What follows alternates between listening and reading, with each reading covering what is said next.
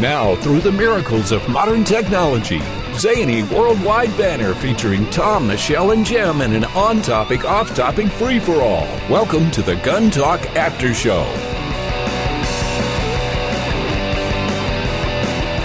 Hi, this is the After Show where we're going to talk about, well, actually, we don't know what we're going to talk about because planning is not a part of this, I'm afraid. Hey, Jim.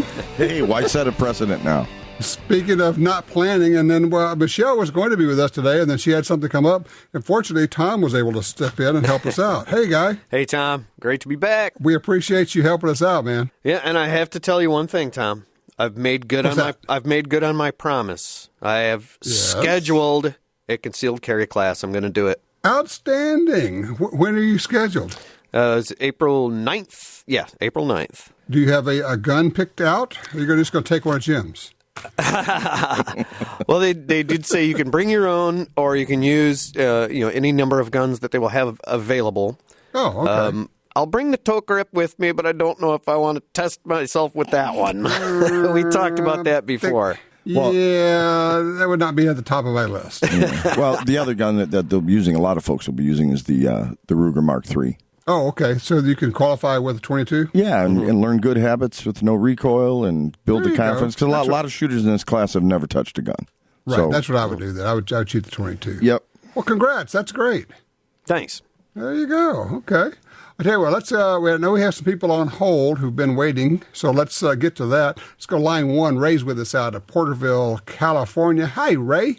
My question is, I have a Ruger LCR 38 Special, and I was thinking about adding a Crimson Trace laser to it. Mm-hmm.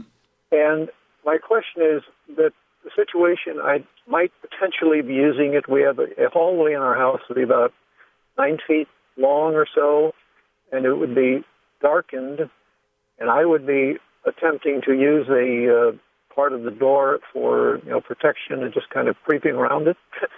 And if I'm pointing the Ruger at good guy / bad guy or girl, would the using the laser, would that provide a target for the bad guy?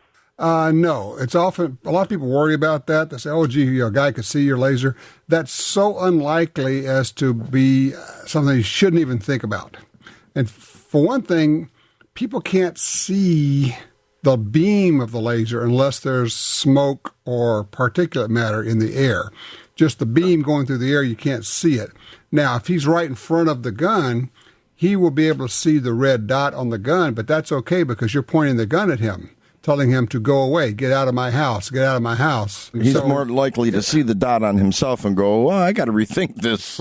Yeah, it's kind of rethink the whole situation, which that's a good thing. If you don't have to shoot somebody, that's a good day. Okay, that was just my concern, that I'd be creating a target for them instead of me. No, I don't think so. I think the main thing is, and I first of all, let me just say, I think putting the Crimson Trace laser grip on your LCR is a great idea. I think it really completes a small revolver like that. Makes it very accurate shooting at pretty good distances. Of course, now the other thing, and I hasten to add this, is you do need white light. So you need a flashlight of some sort so that you can identify who this person is and if he's really a threat. Because just somebody, and people say, well, if he's in my house, I'm going to shoot him. That's actually a bad way to go because he could just be a neighbor who got confused, got drunk, whatever, and his key didn't work because he's thinking, oh, my key's not working. So he kicks in the door, comes in, and you light him up with a flashlight. You go, Jim, what are you doing here? So you absolutely must have a good flashlight next to your gun so that if you're going through your house, you have your light and your gun. Attach it to the gun. That's such a small revolver anyway. Yeah, no, you don't have to attach it to the gun. You can just have it in your other hand. But you do need a light that you can shine. One of these good, they call them tactical lights, but they're much brighter than, say, a 2-cell Eveready Rayovac kind of a light. They're critical. As I was describing it, though, I'd be just kind of creeping around the doorway rather than coming out into the hallway. Here's the thing. Creeping around the doorway tells me that you've never taken a self-defense class with a gun. Because what you don't want to do, frankly, is you don't want to be leaning up against the door jamb. You want to get away from the door. And the way you do that is you back 3 or 4 feet away from the door and you ease around the door. You don't want to be right up against it, because here's the thing. If there's somebody right on the other side and you're right against the door, he can reach out and grab your gun. If you're 4 feet back from the door, nobody can reach out from around the door and grab your gun. So you build in some distance. That's the whole point of a gun, is project force over distance. So I would strongly suggest that you try to find a class somewhere that you can take on using a gun, inside of a building, clearing houses, that kind of a thing. First of all, it's fun. Those kind of classes are really fun.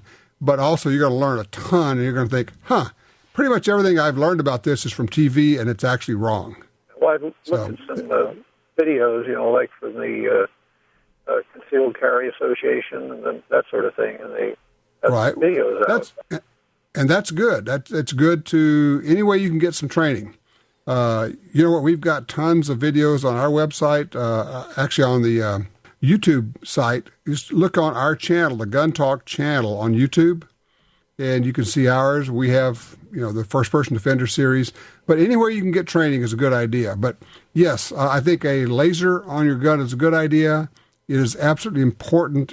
In fact, I think it's critical to have white light available, either attached to the gun, or in the case of the revolver, there's no real good way to do that than just having a good flashlight that you can hold in your other hand. Okay.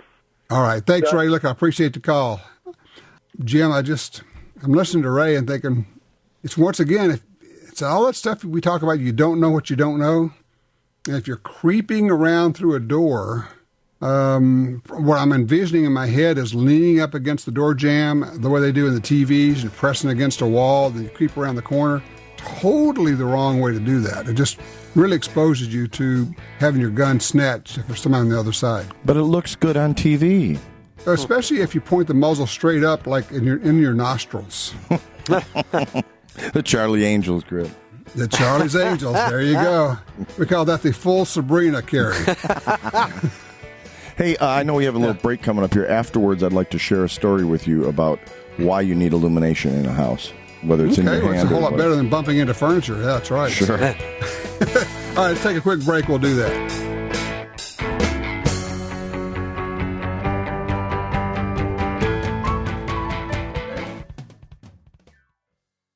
You're at a gun store and your phone tells you about hot deals.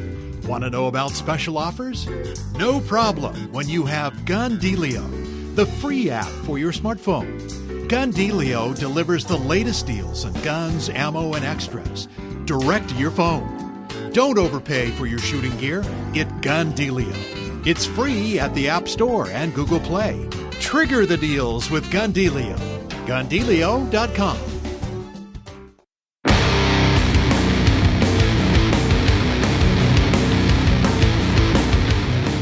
All right, we're back with you. And Jim, you said you had a story about illumination. So why don't you illuminate us? Oh, nice. Nice segue. Nice feed. Way back in the 80s, I had a roommate that was moving on. He got transferred to a different store that we worked for, and he was moving out and had another. Oh, you know what? We have a caller beeping in. Want to go random? Dial a line. Here we go. 3, 2, 1. This is Tom. You're on Gun Talk. This is Michael from Baltimore, Maryland. Yeah, I was calling in. You mentioned about Hollywood trying to brainwash people by posting self-defense as ineffective. Correct.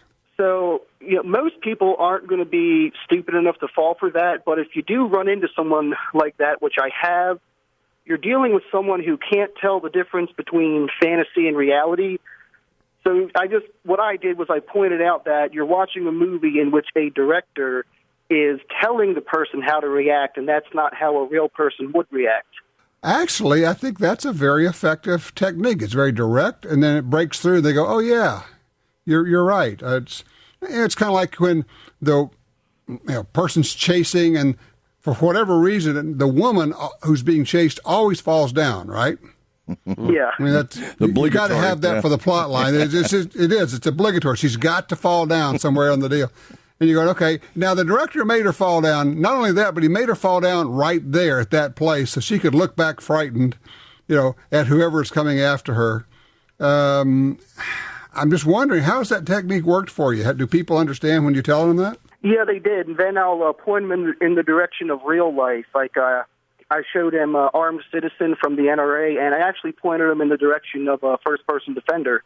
Well, good deal. Well, look, we appreciate that. Yeah, I tell you, a lot of people have, as they watch first-person offender, they kind of have that aha moment of, oh, okay. And first of all is, wow, it happens fast. And then they see how people can learn how to do it and take care of the situation. You go, okay, I could do that. And a lot of it is just saying, I can do that. I could learn to do that. But you don't know how to do it automatically. Look, I appreciate the call. Thank you for calling in. You take care. Jim, you were telling me about an illuminating story. Why don't you fill us in? And that kind of wraps up the story. Okay. I had a roommate that had moved out, and he was moving out on a Friday evening, and he packed up all stuff, and he head out to the city on the other side of the state. I had a roommate that was going to be moving in on Tuesday, and these two guys knew each other, but they didn't socialize or anything else. Well, the guy, as he's leaving town, decides to stop at a little watering hole, happens to bump into this other guy who, hey, what a coincidence. Da-da-da-da-da. Hey, right. Here's the room. Just take the key with you now, and it just save everybody a bunch of hassle. So Saturday morning, 2:30 in the morning, I know my roommate's already on the other end of the state by now. I hear fumbling with my door. And it wasn't a quick entry. It was stumbling and jimming the lock, it sounded like. So I did what any sensible person would do. I wet myself. No. I was waiting for that. Yeah, I armed. And then you did, yeah. And then you moved on from that. Yeah. Well, actually, one of us did end up wetting himself, but it wasn't me. I prepared to protect myself, and this person, unbeknownst to me, came through the door and stepped into the light, and he was, at that point, 5 feet away from the 357, and he said, hi. And I went, first of all, I went barrel down. It was the first thing I did. And then went, do you have any idea how close you just came to not being here? And I kind of yelled at him, you could have called me. You could have been dead. Sure. I could have been in jail. Da-da-da-da-da. Right. And the odds of him meeting this guy and getting the key, and I'm not expecting anybody for 3-4 days. But you never, to say you never know, I never knew. That's just it. You never know. And that's why you have a light. It shows, okay, do I recognize this guy? What's going on? What's the situation? I will tell you also, when I was at EWA, Ryan and I watched a demonstration by James Wilson. He does demos. He designs knives and things for CRKT, the knife company. But he's also a hand-to-hand martial arts kind of guy. Yeah. But he was showing how, you always carry, and you've seen me, I always have a tactical flashlight in my pocket, always. And he was showing how, even in the daytime, you want a light that's bright enough where you hit somebody, if they're 4 feet away from you, right in the eyes with one of these 200 lumen or 300 lumen tactical lights, you're going to stun them, you're going to blind them for a second, and you hold that in their eyes, and they can't see what you're doing with your other hand. And that's his point, is if they're up there, trying to get a hold of you or about to do something, you hit them with that light with one hand, and I'm motioning as I say this, with your left hand shining their light, while your right hand has a tactical pin or a knife or whatever you have to have, and you can either hit them with that, or one of the things he showed, which is brilliant, hit them with the light, and then step off, like if the light's in my left hand. Hold it up there, hit them with the light, step to the right, but then move your hand way out to your side so the light stays still. So all they know is the light is still there, but they don't know you're not there anymore. And if they try to get right through the light, you're not even where the light is. Or shoot at the light, right. Or shoot at the light, yeah. So it's kind of a variation on, there was an old FBI technique of holding the light out to the side like that, so that if they're shooting at the light, they're not shooting at you. Which is wouldn't give me a warm, fuzzy feeling, but at least it'd be something you could do. Makes sense. But I tell you, my wife, basically all the people in my family I have given these tactical lights to, and they all carry them, and we all use them for all sorts of things, looking around in computer bags and, looking for keys and that kind of thing. But if you need to, you can absolutely hit somebody with that. Actually, it's so funny. when we were in Germany, I was walking around with my wife, and I said, let me walk over there across the square. I'm going to see if that restaurant's open, if we can go in there. So I walk in there, check, looks good. So she's way across there, and it's night. So I pull out my flashlight and shine it at her and wave it. She said, I was sitting here thinking, he's going to come out of there and shine his flashlight at me. I know he is. Nice. Says, yes, I am, dear. Well, your reputation precedes you. That's it. Well, with a 200 lumen light, you can shine that thing for a long way out and people will see it. It's just amazingly useful. And with a little bit of training, you can learn to shoot while you're holding a gun in one hand and a light in the other and putting the two together. So you have, in essence, a two-handed hold on the gun while you're holding a flashlight. I saw that hold for the first time today. Randy Rogers was with us. And I was, instead of doing my job for you, I was snooping around on her website. And I saw some pictures of her with the two-hand grip that you guys teach that I'm teaching now as well. And she just had it modified, and she had one little pinky, maybe possibly two fingers out. So she still had the conventional grip on her gun, but she was able to hold a flashlight as well. I thought, wow. But you can hold a flashlight and you have a two-hole grip. Yeah, it was cool. Grip. It works real well, but you need a little bit of training on how to do it, and then you just got to go practice it. This is the kind of stuff that doesn't come naturally to you. You just got to work on it. Yeah, you're talking about training. This is the first time I've ever heard you mention training, by the way.